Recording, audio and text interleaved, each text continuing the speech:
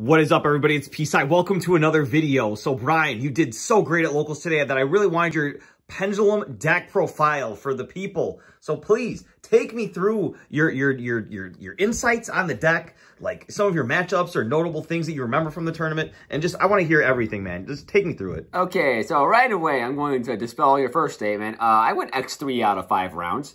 I definitely feel like I should have won at least 2 of the matches I lost.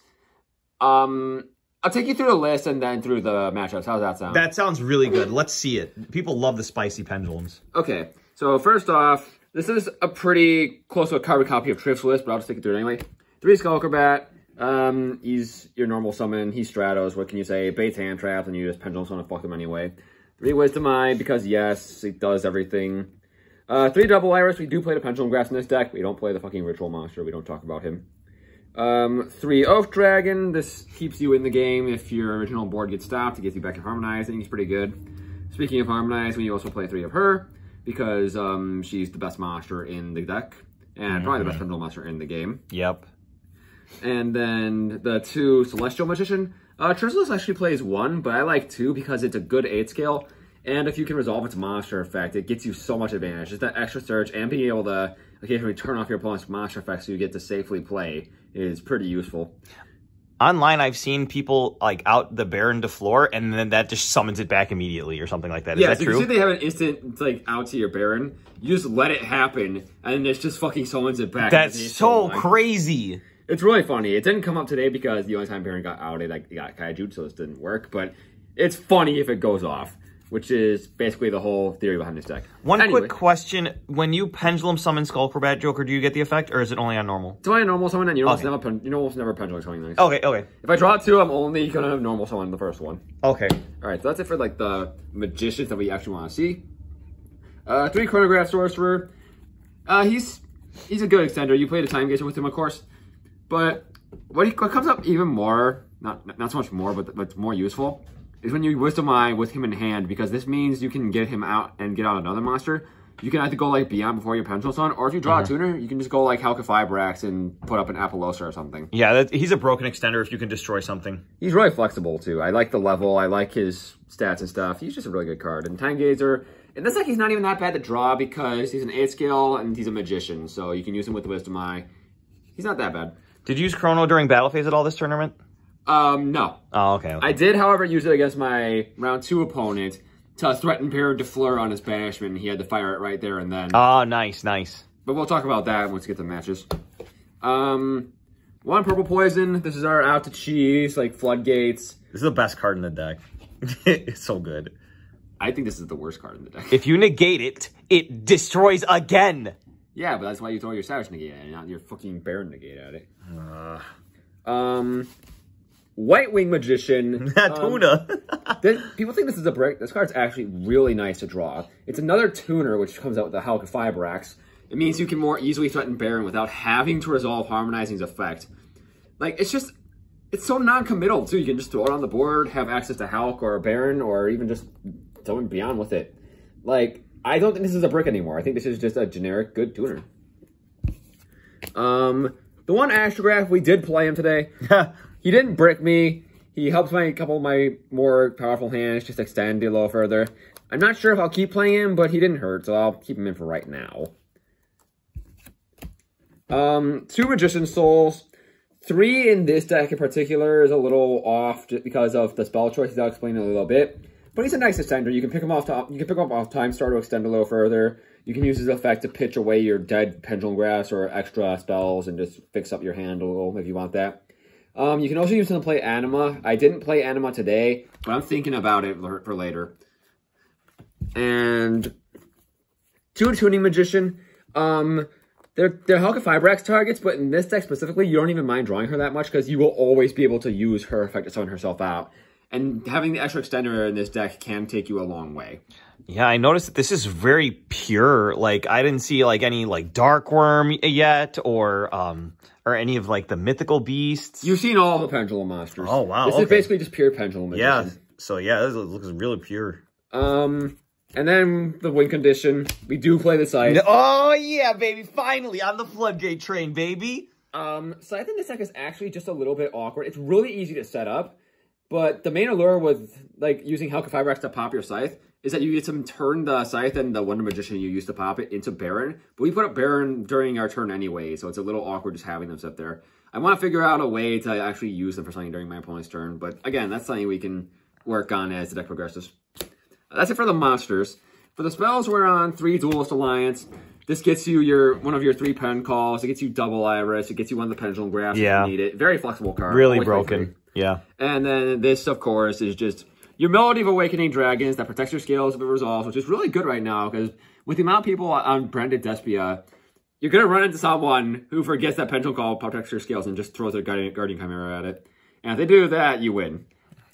Anywho, that's it for like the Pendulum-related 3-ofs. I do play Prosperity. You don't need this per se, but I felt like it was really useful to be able to dig for specific cards. Because like if I was going second, like I lost a roll, I could always just banish like my Dagda and shit and just try and dig for cards that help me play through the board. Again, you don't have to play this. You could very easily just play something like Allure or Desires. Although with Scythe, I don't know how good Desires would be. But again, you have other options. I just wanted to play Prosperity because I thought it was really, really good. We do play one of each Pendulum Graph. We play Double Iris. This is the main reason to play the Pure version of the deck, just because popping Double Iris in this deck is ridiculously easy, and this card is kind of dumb. If you resolve Pendulum Call and you stick this, you'll probably win.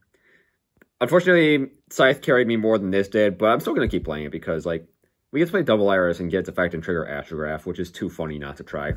And then this card is disgusting in the grind game. If this resolves more than once, you're winning. Like, you should not lose that game. It's just a constant stream of advantage. Oh, yeah, and this is also an instant win against Sky Striker because they can't Widow Anchor your monsters. Yeah, it protects all of your Pendulum Magicians from all of your spellcasters. Oh, spellcasters. They can't even Widow Anchor your Celine. Oh my god, that's so good. So if you draw either one of these and you have the combo with Hulk, it also protects you from shit like Fortune Chalice and Infinite Impermanence on the Wonder Magician effect. Nice. Which does come up. Anyway, that's it for the main deck. 40 cards on the dot. You want me to do the side or the extra first? Let's go extra and then side. Okay. So we play one Artemis. This is so that we can make Artifact Dagda off one resolution of Hellcat Fibrax. Because you summon Tuning Magician, link into this, and then you will always be able to use Tuning Magician's second effect to summon back out. So you can summon that back out and make the Dagda with itself and this, and then you have Hulk Dagda for the Scythe combo. Yeah. And that's how you do that play. And you can also use this in tandem with Star Pendulum Graph to turn any normal summon basically into a Stratos. Which is really helpful, but that didn't come up today. Yeah. I'm still not sure whether I want to play this or Anima. I'll give that some more thought, because Anima did come up once or twice. But I don't think it would have changed the game at the time I would have summoned it, so I'm not too broken up. Beyond the Pendulum, this is, I don't want to say the best card in the extra deck, but it makes the deck a lot more flexible. You can use it going first to kind of fix up your hand and just make your board more explosive, or you can use it to go second and play through Disruption. Both times I was able to summon it going second, they had the extra interruption, so it didn't matter. But this card is still absolutely worth playing, and it's the reason, like, this card enables so many fun things. You can try Zephyros with this and just add Zephyr to get your Divine Strike. Like, it's very flexible, like I said. Like, just being able to summon this with any effect monster and any effect Pendulum monster means that you have a lot of opportunities to make this, even with stuff that's already been used up. I'm not sure if I'll play 2 in the future. I picked up another one just so I'd have to. But you should always play at least one. It's so good. Artifact Dagda.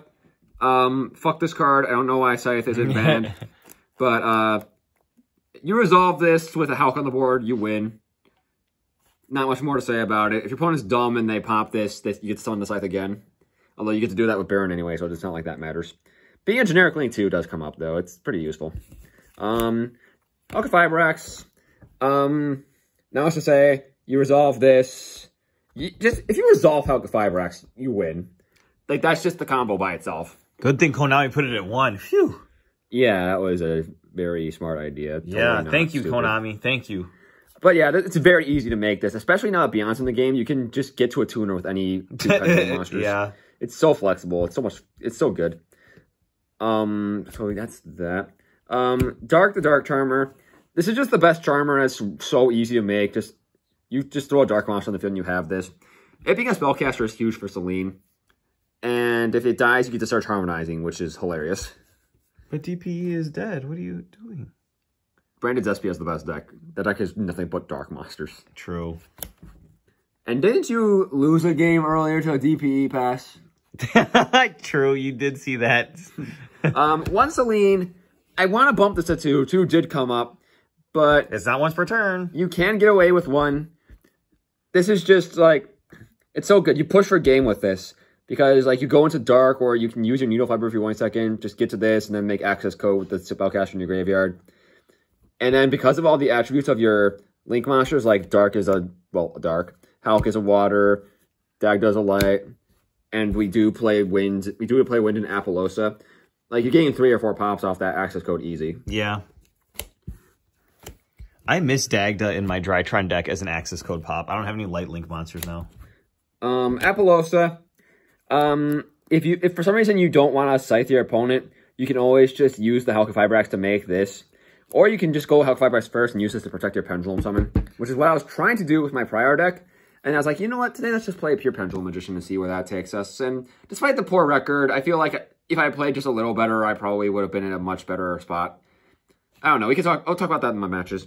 But yeah, you play Appaloosa because it's great. Why not? Sounds like sometimes you can just accidentally tunnel and make that. Huh, okay, anyway. Yeah. Access code, this is the best Link monster in the game. Oh, yeah. It's not close.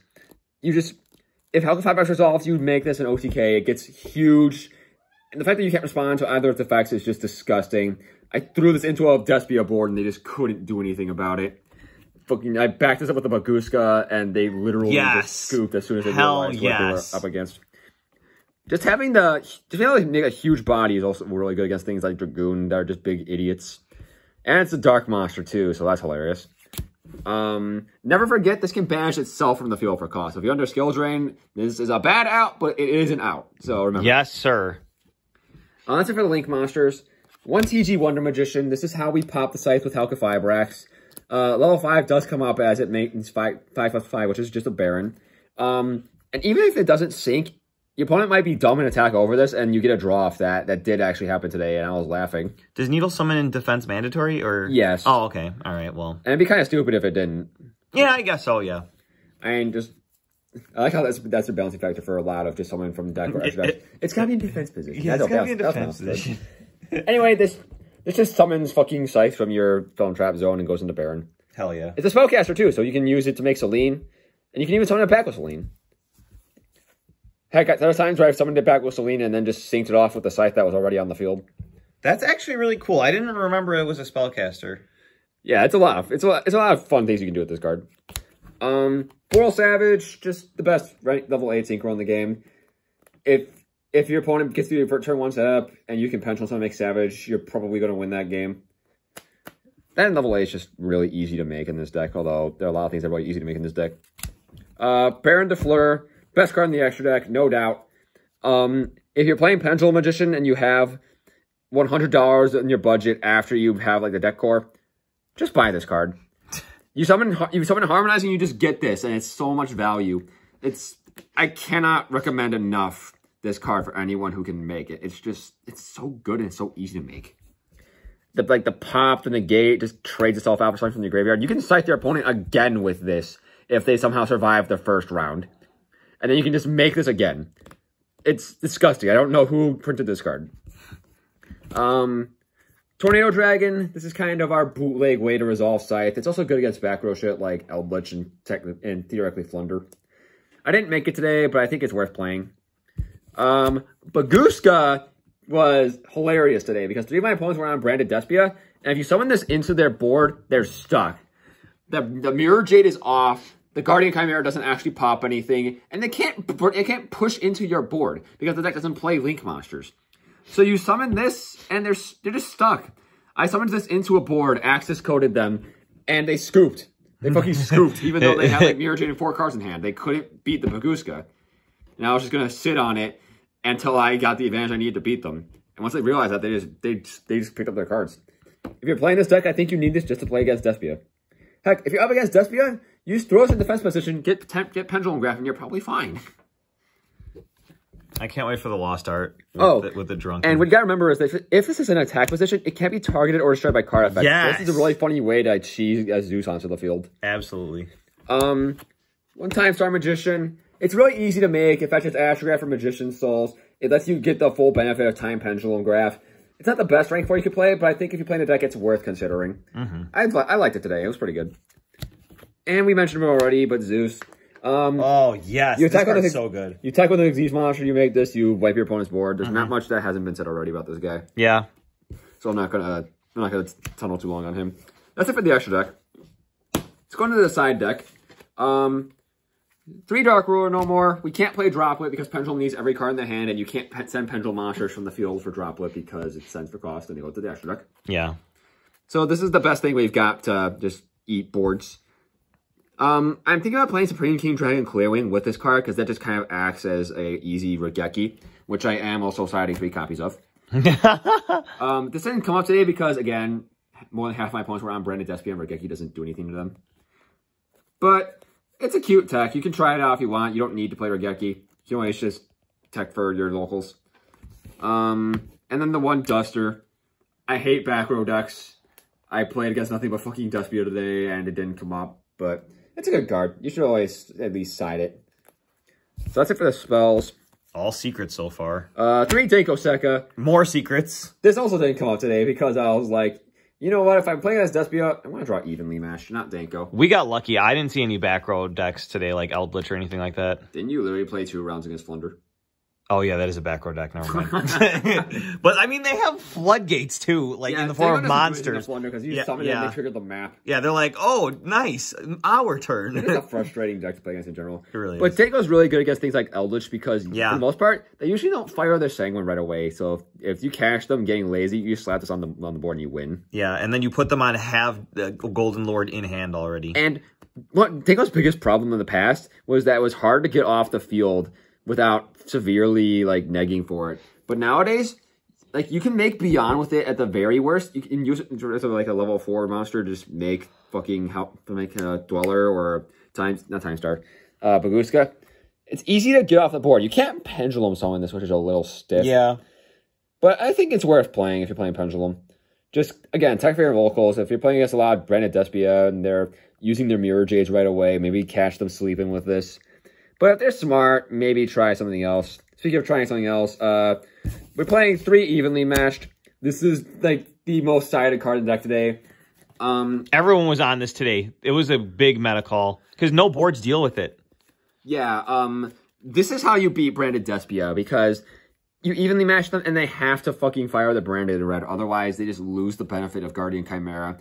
And if they do that, then they don't get to keep the Mirror Jade unless they use Ad-Lib with it. But at that point, they're still firing, like, 2 or 3 disruptions at the evenly matched, which is a good trade for you. It really depends on their board, but for the most part, evenly matched is a pretty safe side against that deck, as is Dimensional Barrier.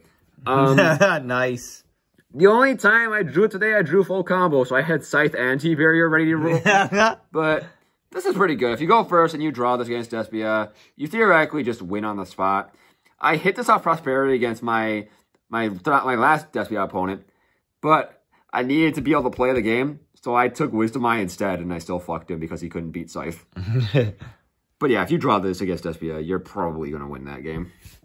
And that's it for the list. I'll do a quick recap of my rounds. Round 1, I won the roll against Pure Mech Knights, which was interesting. I full comboed, Scythed him. He kaiju'd my Baron, did some stuff, but he couldn't beat the board. So eventually, we just go to next turn and I OTK him. Game 2, I sided evenly because I know that deck can go first and put up some disgusting boards, but he makes me go first. I don't scythe him this time. I think I put up, it was like Baron and the Pendulum Graph. He kaiju's my Baron, and then he like goes to use purple. And because I'm under Pendulum Call, I actually use the Pendulum Graph to get the kaiju off my field and so he can't summon a Mech Knight. But he had Slumber. But he didn't OTK me. So eventually we got to grinding, and I ended up taking it in the grind because Pendulum is actually really sticky if it gets to play its game. Round 2, I was up against Santi with Branded Despia. He got game 1. Like, he went first, and my hand wasn't good enough to play through his board. Game 2, I full comboed, drew D-Barrier, and that was that. And game 3 was a back and forth. I know I could have won if we didn't go into time. I fucking hate Masquerade. The card's just so good against Pendulum. Yeah. I don't remember how I outed it. I think I just made Baguska and sat on it for a bit. And again, Baguska's really good against that deck, but unfortunately he got that. It is what it is. I feel like I could have won, but the game just went on a little too long and I ran out of time. Round 3, I played against Brandon Despia again. Lost the roll. They made like a Mirror Jade with the Brandon and Red usual stuff. I played through that and OTK'd them.